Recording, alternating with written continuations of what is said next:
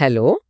News சேனல்கள்ல பரபரப்பா ஓடுற மேலோட்டமான செய்திகளை தாண்டி தகவல்களோட ஆழத்துக்கு போய் சுவாரஸ்யமான விஷயங்களை தேடுற நம்மளோட இந்த ஆழமான ஆய்வுக்கு உங்களை ரொம்ப உற்சாகமா வரவேற்கிறேன். ஆனா நிச்சயமா இது ஒரு முக்கியமான பயணம். கண்டிப்பா. நீங்க இப்போ ஒரு முக்கியமான மீட்டிங்க்கு தயாராகிட்டு இருக்கலாம், இல்ல உலகத்துல என்னதான் நடக்குதுன்னு தெரிஞ்சுக்கிற ஆர்வத்துல இத கேட்டுட்டு இருக்கலாம். உங்களோட நேரத்தோட மதிப்பை நாங்க நல்லா உணர்ந்திருக்கோம். அதனாலதான் தகவல்களை சுருக்கமாவும் அதே சமயம் ரொம்ப தெளிவாகவும் கொடுக்கறது தான் இந்த உரையாடலோட நோக்கம். சரியா சொன்னீங்க. இன்னைக்கு நாம கையில எடுத்திருக்கிற ஆதார ஆவணம் ரொம்பவே முக்கியமானது. அதாவது 2026ஆம் ஆண்டு மார்ச் மாசம் 3ஆம் தேதியிலிருந்து 6ஆம் தேதி வரைக்கும் இலங்கை பாராளுமன்ற எதிர்க்கட்சி வெளியிட்ட ஒரு விரிவான அறிக்கை. ஆமாமா, அந்த ஆப்போசிஷன் புல்லட்டின். அதேதான். சரி, இத நாம கொஞ்சம் விரிவாகவே அலசுவோம். இலங்கையோட பொருளாதாரம், தேசிய பாதுகாப்பு, அப்புறம் புவிசார் அரசியல் பத்தி எதிர்க்கட்சிகள் எழுப்பியிருக்கிற கேள்விகளை எந்தவித அரசியல் சார்பும் இல்லாம உங்களுக்கு புரிய வைக்கிறது தான் நம்மளோட குறிக்கோள். கண்டிப்பா, நீங்க சொல்றது 100க்கு 100 உண்மை. பொதுவா ஒரு நாட்டோட அரசியல் ஆரோக்கியத்தை நாம எப்படி அளவிடுவோம்? ஆளுங்கட்சி என்னென்ன செய்றாங்கன்னு பாப்போம் இல்லையா? ஆமா, அப்படிதான் பாப்போம். ஆனா அது மட்டும் பத்தாது. எதிர்க்கட்சிகள் என்னென்ன கேள்விகளை எழுப்புறாங்க, அவங்க பாராளுமன்றத்துல பதிவு செய்யற ஆவணங்கள் என்ன சொல்லுதுன்னு நம்ம ரொம்ப கூர்ந்து கவனிக்கணும். கரெக்ட். ஏன்னா அது ஒரு கண்ணாடி மாதிரி. எக்ஸாக்ட்லி. ஒரு நாட்டோட அன்றாட சவால்களையும் உலகளாவிய பிரச்சனைகளையும் சாதாரண மக்களுக்கு கொண்டு போய் சேர்க்கிற ஒரு முக்கியமான கண்ணாடியா இந்த அறிக்கைகள் செயல்படுது. நாம இன்னைக்கு எந்த சார்பு நிலையை எடுக்க போறது கிடையாது. ஆனா இந்த ஆவணத்துல இருக்கிற தரவுகள் உண்மையிலே என்ன சொல்ல வருதுன்னு ஆழமா பகுப்பாய்வு செய்ய போறோம். ரொம்ப அழகா சொன்னீங்க. முதலாவதா இந்த அறிக்கையில இருக்கிற தேசிய பாதுகாப்பு மற்றும் புவிசார அரசியல் பகுதிக்கு வருவோம். இங்கதான் விஷயமே ரொம்ப சுவாரஸ்யமா மாறுது.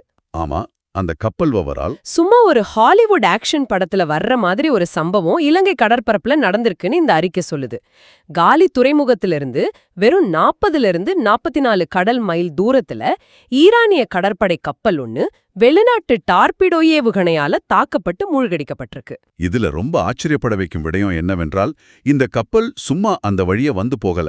ஓ, அப்படியா? ஆமா, இந்திய பெருங்கடல்ல நடந்த ஒரு கூட்டு பயிற்சியில கலந்துகிட்டு திருமண கப்பல் தான் அந்த ஆவணம் குறிப்பிடுது. ஆனா இங்க நாம கவனிக்க வேண்டிய அதிர்ச்சியான தகவல் ஒண்ணு இருக்கு. இந்த கப்பல் இலங்கை கடற்பரப்புக்குள்ள நுழையிறதுக்கு அனுமதி கேட்டு சுமார் 11 மணி நேரம் நடுக்கடல்ல காத்துக்கிட்டு இருந்திருக்கு. ஒரு நிமிஷம், 11 மணி நேரமா? ஆமா, 11 மணி நேரம். இலங்கை அரசாங்கம் அனுமதி கொடுக்கறதுக்கு ரொம்பவே தாமதப்படுத்திருக்காங்கன்னு எதிர்க்கட்சி அறிக்கை சுட்டிக்காட்டுது. ஏன் அவ்ளோ நேரம் காக்க வைக்கணும்? ஒரு கூட்டு பயிற்சியிலிருந்து வர்ற கப்பலுக்கு அனுமதி கொடுக்கறதுல என்ன சிக்கல் எழுந்திருக்க முடியும்? இது ரொம்ப சந்தேகத்தை ஏற்படுத்துது இல்லையா? அதுதான் இங்க முக்கியமான கேள்வி. சர்வதேச அரசியல் சதுரங்கத்துல இது சாதாரண தாமதம் கிடையாது. இது ஒரு நாட்டோட இறையாண்மை, தேசிய பாதுகாப்பு, அப்புறம் வெளியுறவு கொள்கைகள் சம்பந்தப்பட்ட பாரிய கேள்விகளை எழுப்புது. யாருடைய அழுத்தத்தின் காரணமா இந்த தாமதம் நடந்துச்சுன்னு தோணுது? கண்டிப்பா, ஒரு நாடு தன்னோட கடற்கரப்பை எப்படி நிர்வகிக்குது, இதுல வெளிப்படைத்தன்மை ஏன் அவ்வளோ அவசியம் அப்படிங்கறத இந்த 11 மணி நேர தாமதம் நமக்கு உணர்த்துது. அது மட்டும் இல்ல, இந்த கப்பல் மூழ்கடிக்கப்பட்டதால இன்னொரு பெரிய ஆபத்தும் நமக்கு காத்துக்கிட்டு இருக்குன்னு எதிர்க்கட்சி உறுப்பினர்கள் சொல்லியிருக்காங்க. உங்களுக்கு அந்த எக்ஸ்பிரஸ் பேர்ல் கப்பல் விபத்து ஞாபகம் இருக்கும்னு நினைக்கிறேன். அந்த பிளாஸ்டிக் துகள்கள் கடல்ல கலந்ததே அதுவா? அதேதான். செத்துப்போன ஆமைகள் கரை ஒதுங்கின அந்த சோகம் இன்னும் நம்ம மனசுல இருந்து மாறல. இப்போ மூழ்கி இருக்கிற இந்த ஈரானிய கப்பல்ல இருந்து எண்ணெய் கசிய ஆரம்பிச்சா எக்ஸ்பிரஸ் பேர்ல் விபத்தை விட ஒரு மிகப்பெரிய சுற்றுச்சூழல் பேரழிவு இலங்கையோட கடலோர பகுதிகளுக்கு ஏற்படுமோங்கிற அச்சத்தை ஆவணம் பதிவு செஞ்சிருக்கு. உண்மையான கவலை அதுதான். நம்ம கடல் வளமும் மீனவர்களோட வாழ்வாதாரமும் கேள்விக்குறியாகுது. கடலோர பிரச்சனையை தாண்டி இதோட இன்னொரு முனைய நம்ம மத்திய கிழக்கு நெருக்கடியோட இணைத்து பார்க்கணும். இஸ்ரேல், அமெரிக்கா, அப்புறம் ஈரான் இடையிலான போர் சூழல். சரியா சொன்னீங்க.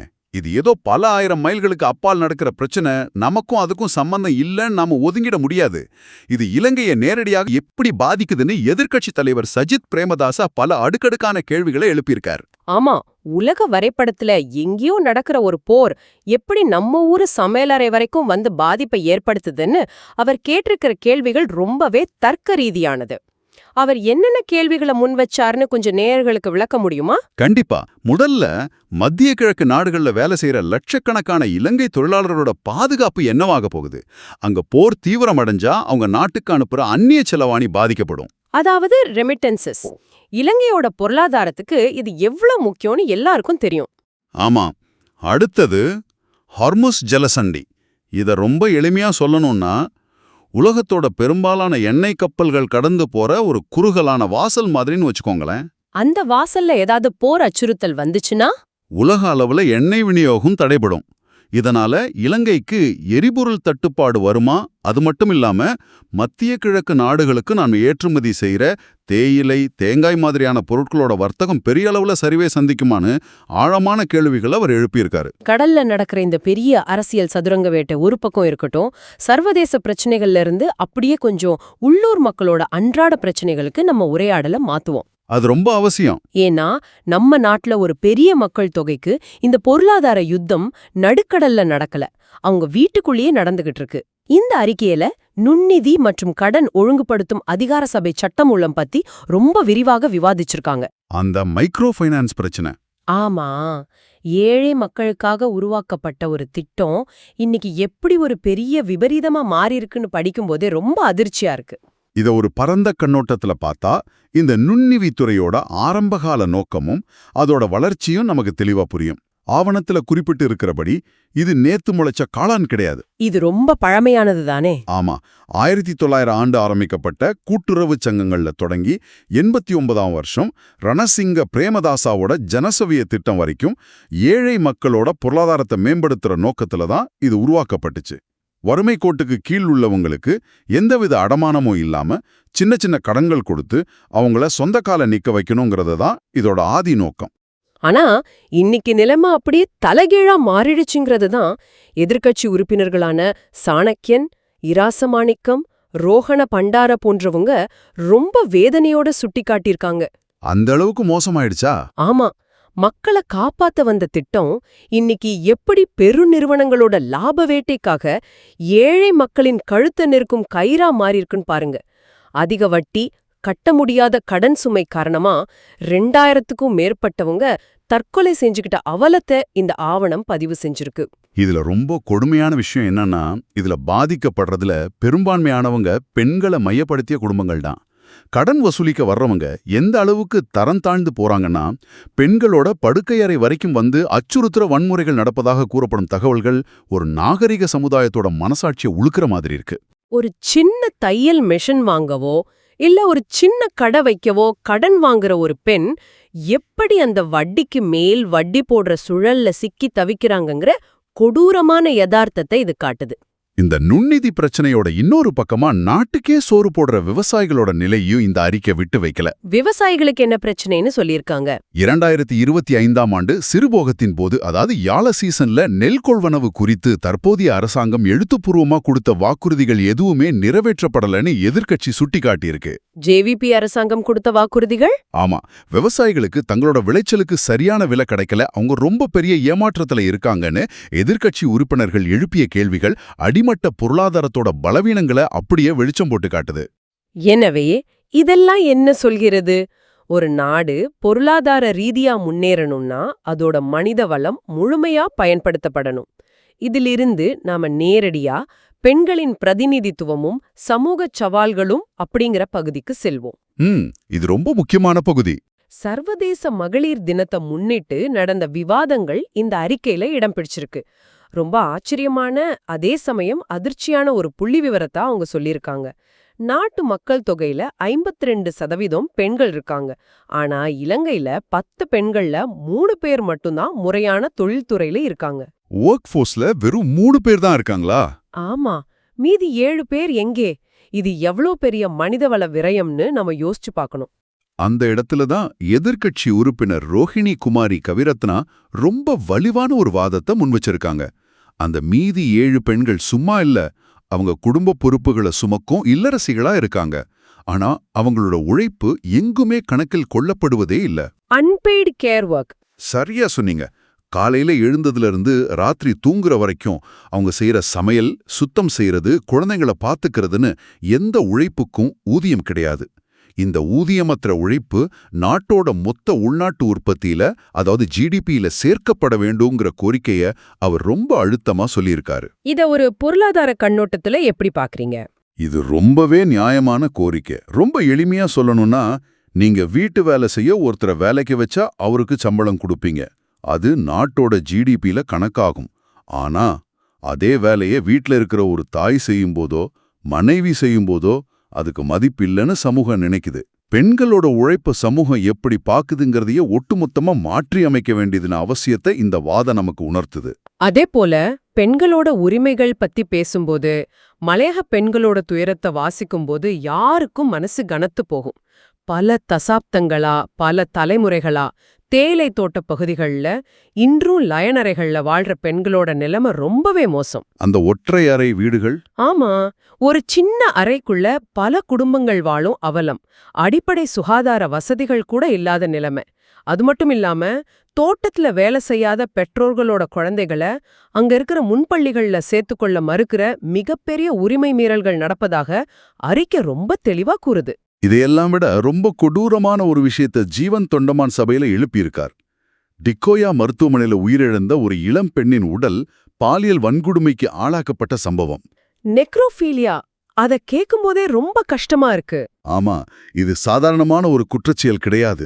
இறந்த உடலுக்கு கூட பாதுகாப்பற்ற நிலைமை இருக்குன்னா நாம எந்த மாதிரியான ஒரு சமூகத்துல வாழ்ந்துட்டு இருக்கோம் நீங்க யோசிச்சு பாருங்க. இது நம்ம சமூகத்தோட ஒரு இருண்ட பக்கத்தை காட்டுது. எப்படி ஒரு மருத்துவமனைக்குள்ள இப்படி நடக்கலாம்? ஏன் இத பத்தி யாரும் பெருசா பேசுறதில்ல? அதுதான் எதிர்க்கட்சி உறுப்பினர்களோட பகுப்பாய்வாவும் இருக்கு.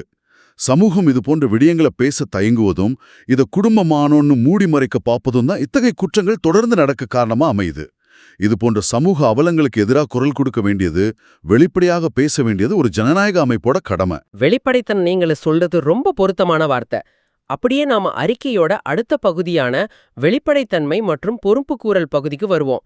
அரசாங்கம் எப்படி செயல்படுது, மக்களோட வரிப்பணம் எப்படி செலவிடப்படுதுங்கிறதுல எழும் கேள்விகளை இந்த அறிக்கை ரொம்ப ஆழமா அலசுது.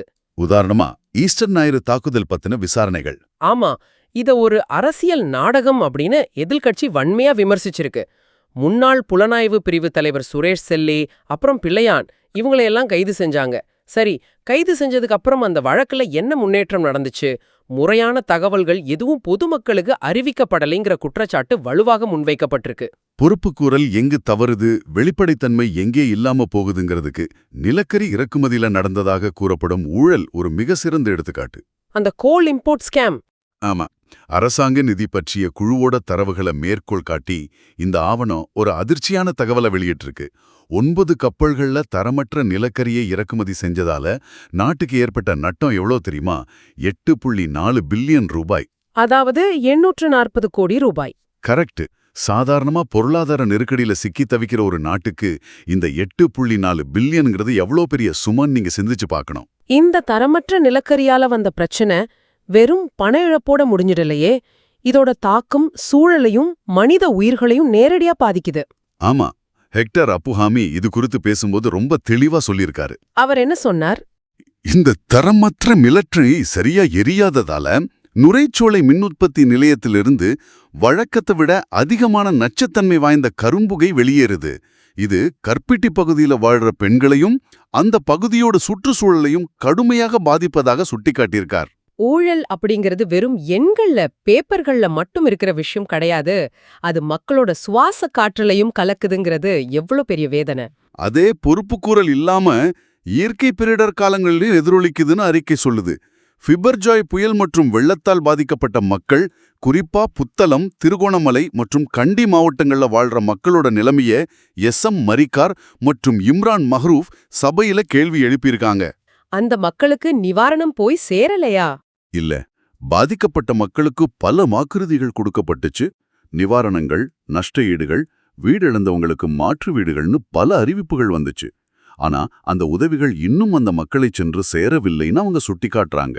மக்கள் தங்க வீடில்லாம உடைமைகளை இழந்து தவிக்கும்போது அரசாங்கத்தோட மந்தகதியிலான செயல்பாடுகள் எப்படி அவங்க மேல உள்ள நம்பிக்கையை சிதைக்குதுங்கிறது இந்த ஆவணம் படம் பிடித்து காட்டுது. ஆக இந்த ஒட்டுமொத்த அறிக்கையையும் நம்ம முழுமையாக பார்க்கும்போது ஒரு விஷயம் ரொம்ப தெளிவா புரியுது. என்ன புரியுது? இது ஏதோ பாராளுமன்றத்துல அரசியல்வாதிகள் ஒருத்தருக்கொருத்தர் சண்டை போட்டுக்கிற வெறும் அரசியல் விவாதங்களோட தொகுப்பு கிடையாது. உலகளாவிய புவிசார அரசியலோட சுழலிலும் உள்நாட்டு பொருளாதார தடையிலும் பொறுப்புக்கூறல் இல்லாத ஒரு நிர்வாகத்திலும் சிக்கித் தவிக்கிற ஒரு நாட்டோட உண்மையான யதார்த்த படப்பிடிப்பாகவே இந்த ஆவணம் நமக்கு முன்னாடி விரியுது. 100% உண்மை. நேயரானவங்களுக்கு இப்போ கண்டிப்பா புரிஞ்சிருக்கும். நாங்க ஏன் இந்த ஆவணத்தை இவ்வளவு ஆழமா இவ்வளவு நேரம் செலவழிச்சு ஆய்வு செஞ்சோன்னு. இது ஒரு முக்கியமான கேள்வியை எழுப்புது. நீங்க நல்ல கவனிச்சு பாத்தீங்கன்னா, உலகளாவிய பொருளாதார அமைப்புகளிலும் சரி, அந்நிய செலாவணியிலும் இறக்குமதி எரிபொருளிலும் ஒரு நாடு ஆழமாக சார்ந்திருக்கும்போது, இங்க எல்லாமே ஒன்னோடு ஒன்னு பின்னி பிணிஞ்சிருக்கு. ஆமா, ஒரு சங்கிலி தொடர் மாதிரி. ஆயிரக்கணக்கான மைல்களுக்கு அப்பால் நடுக்கடல்ல ஒரு ஈரானிய கப்பல் மேல ஏவப்படுற ஒரு டார்பீடோ ஏவுகணை எப்படி இலங்கையில ஒரு குக்கிராமத்துல நுண்ணிதி கடன் வாங்கிட்டு அன்றாட வாழ்க்கையில போராடுற ஒரு சாதாரண பெண்ணோட வாழ்க்கையை தலைகீழாக புரட்டி போட முடியும்? நீங்க எப்பதாவது யோசிச்சதுண்டா? அது எப்படி சாத்தியம்னு கொஞ்சம் நேயர்களுக்கு விளக்க முடியுமா? ஏன்னா கப்பல் நடுக்கடல்ல இருக்கு, அந்த பெண் கிராமத்துல இருக்காங்க. இந்த தொடர்பு ரொம்ப சுவாரஸ்யமா இருக்கே. ரொம்ப எளிமையான சங்கிலித் தொடர் தான் இது. கப்பல் தாக்கப்படுது, போர் பதற்றம் வருது, உடனே ஹோர்முஸ் ஜலசந்தி வழியா வர்ற எரிபொருள் விநியோகம் தடைப்படுது, சர்வதேச சந்தையில எண்ணெய் விலை உயருது.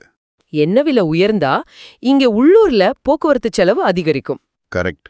காய்கறி, அரிசியில இருந்து அத்தியாவசிய பொருட்களோட விலை விண்ணை முட்டும். இதோட இறுதிச் சுமை யார் தோள்ல விழும்? ஏற்கனவே வட்டி கட்ட முடியாம கடன் வலையில சிக்கித் தவிக்கிற அந்த சாதாரண கிராமத்து பெண்ணோட தோள்ல தான் வந்து விழும். உலகத்தோட எந்த மூலையில யார் போர் செஞ்சாலும் அதோட இறுதி வலிய சுமக்க போறது இந்த அடித்தட்டு மக்கள் தான். அப்படிப்பட்ட பூகோள அரசியல் நெருக்கடிகளிலிருந்து இந்த மக்களை காப்பாற்றும் கவசம் நம்ம சிஸ்டத்துல இருக்கா அப்படிங்கறத நம்ம ஆழமா சிந்திச்சு பார்க்கணும். ரொம்பவே அருமையான, அதே சமயம் நம்மள உலுக்கக்கூடிய ஒரு சிந்தனையோடு இந்த உரையாடலை நிறைவு செஞ்சிருக்கீங்க. உலக நிகழ்வுகள் அப்படிங்கிறது ஏதோ காலையில நியூஸ் பேப்பர்ல படிச்சு மறந்துடுற விஷயங்கள் கிடையாது. அது நம்மளோட அன்றாட வாழ்க்கையோட, நம்மளோட பொருளாதாரத்தோட எவ்வளோ நெருக்கமா தொடர்பு பட்டிருக்கு அப்படிங்கிறது இந்த ஆழமான ஆய்வு உங்களுக்கு உணர்த்தியிருக்குன்னு நம்புறேன். நேயரான நீங்க இந்த தகவல்களை கொண்டு என்ன முடிவுக்கு வரீங்க, இதை எப்படி பாக்குறீங்க அப்படிங்கிறது உங்க கைகளிலே தான் இருக்கு. உங்களுக்காகவே பிரத்யேகமாக தயாரிக்கப்பட்ட, உங்களை சிந்திக்க தூண்டும் இந்த செய்தியோட இந்த ஆழமான உரையாடலில் எங்களோடு இணைந்தமைக்கு மனமார்ந்த நன்றிகளை தெரிவித்துக் கொண்டு விடைபெறுகிறோம். தொடர்ந்து கேள்விகளை கேளுங்க, உங்க தேடலை எப்பவும் தொடருங்க.